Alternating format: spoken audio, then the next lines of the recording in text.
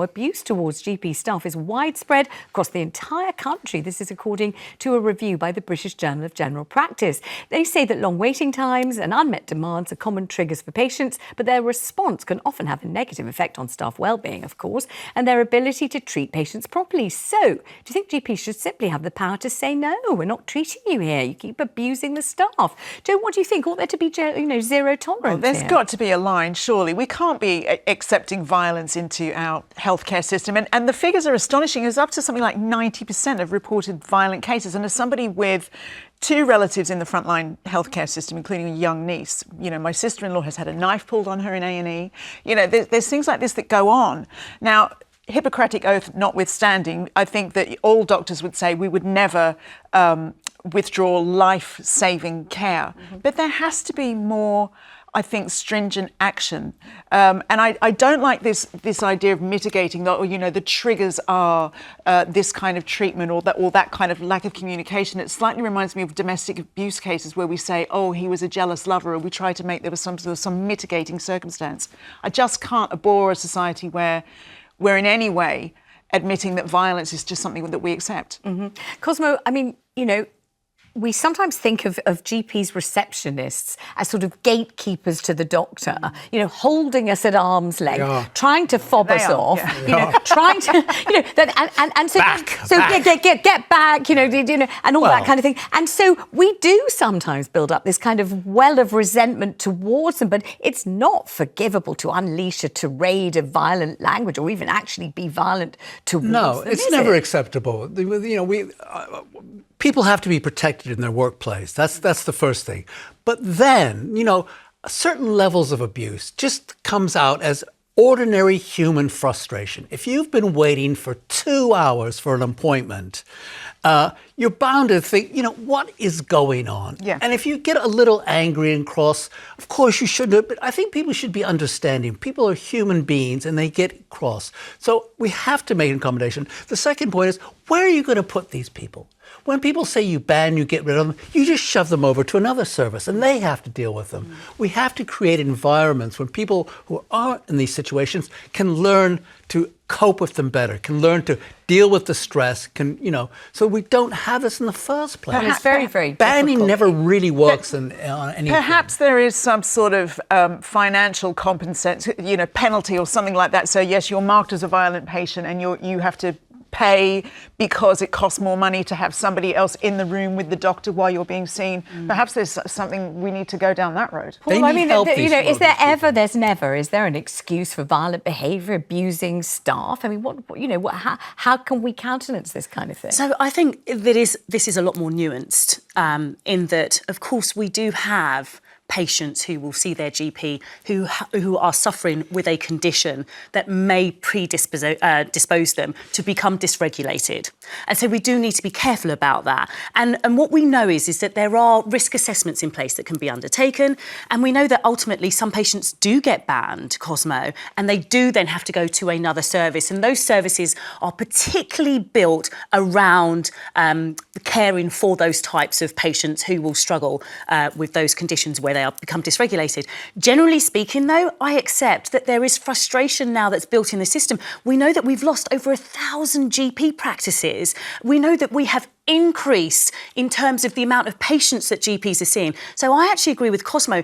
What we need from our government actually is a system and practice in place that Labour tell us is coming over the next 10 years that is going to ensure that actually we reduce the frustration, we reduce the worry, because we're turning up to our GP practice and we're worried. We're not turning up there just wanting to have a go or to be, we're worried about something. People feel ignored. Well, and I think it's very interesting that today there's news of this law, Jess's law, that's come in to stop people being fobbed off. There's going to be something like a 3-strike system. And I think that's part of this. I think I do have empathy for when you know there's something wrong with you, but you're not being taken seriously. But again, I think escalating it to violence is another... That's and also what you really don't want is that the person who shouts loudest gets seen first. You really don't want. That's desperately unfair. Let's go to Vivian in London. Hi, Vivian. Thanks for ringing. What about you? Hello. Hi. When I was talking about my son... Yes. He went there one day and various things that happened to him on the day. And he was kept waiting, and totally wrongly, he did raise his voice. He didn't shout, but he was raising his voice because he was being kept so long waiting. He got barred instantly for a year, and then when the year ran out, he was told he's still barred for another 6 months now. And it's difficult for me because he's actually my carer. And 2 weeks ago he got a chest infection and he couldn't see the doctor, so I was looking after him as best I could. So Vivian, may I ask you something? So he's been barred, we get that. But what is put in place for him if, for example, he gets a severe chest infection? Obviously, he needs to be treated. So where's he meant to go if he's barred from your GP? Well, he didn't go anywhere. I just treated him as best I could. But what do they say? I mean, they surely must give him somewhere else to go. They can't just say you're barred from all healthcare. No, just barred. That's it. Bye, goodbye, don't come back. That was it. She must be able to appeal. I mean, there is something called a special allocation scheme, Vivian, where they would see him. It's not acceptable for you to have to treat a chest infection at home. That's dangerous for both of you. You've got to check into this special allocation scheme, have a look and see if you can find someone to give you some help to get into that. In fact, ask your doctor's receptionist, because she's the person who will help sort you out with that. So sorry to hear that, and I wish you better, Vivian. Let's go to David in Surrey. Hi, David. What do you think? Well, I think it might be a better idea to ban some of the receptionists. Oh God! I wish I could pretend I don't know what you mean. Unfortunately, I do know what you mean. Oh dear, that is controversial. No. I hope it's humorous. What do you really think? I would say 90% of receptionists, of course, are good. They're great. They're lovely ladies, and they do their job. But you get the one that gets a morbid delight out of turning people away. I actually saw a lady patient burst into tears because the receptionist, I was there waiting my turn, just kept saying no, we can't do that, no, can you phone up at 8 o'clock in the morning? No, you can't? Okay, well, when we can't help you then.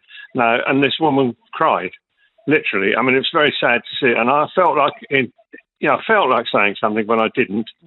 But this girl is one of many, and she's the only one that behaves like that, and it's terrible to see it and listen to it.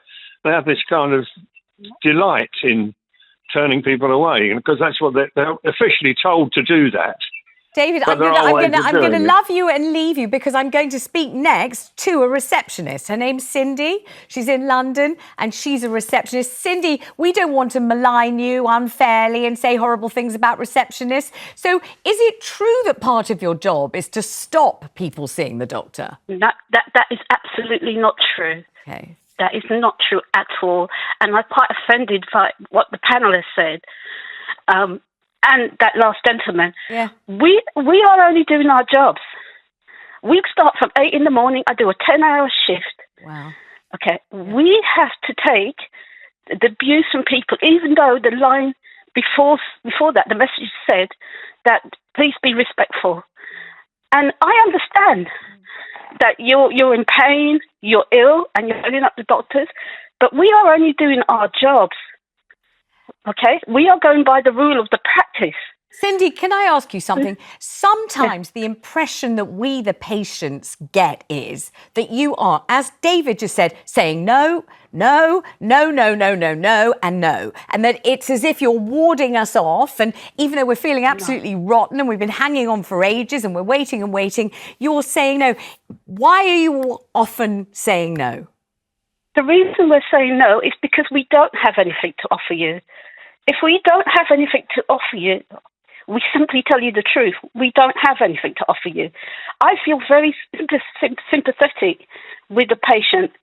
I understand their pain. I'm actually off work at the moment through the stress. Gosh. And of work. It's a very, very hard job. People don't realise how much we have to put up with.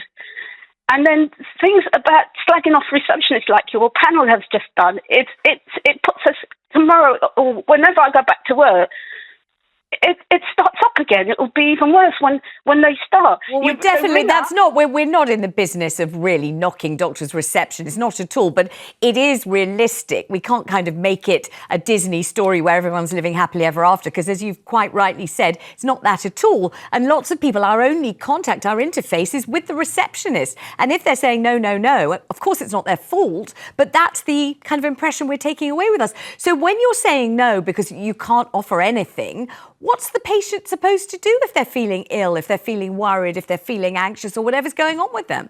Well, I'm going through the same thing myself right now. Right. I've been trying to get in the doctor's appointment.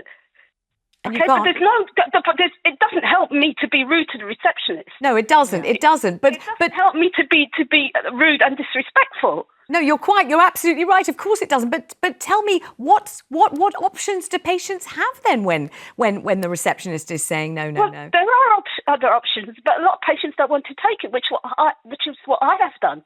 You can do an online consultation. Right. You can request a call back. And we got young people who don't want to do these things. It's not just the elderly. The elderly are quite sufficient. It's the young people that don't want to do these. And now with all the different nationalities that we're getting, they have to come to the surgery, and we help them to book these appointments through the online services, and still they're not happy. All right, well, I'm glad you phoned, and certainly none of us were condoning being rude to reception. Nobody was saying that at all. It is difficult on both sides. We absolutely get it, and I wish you better. I wish you well.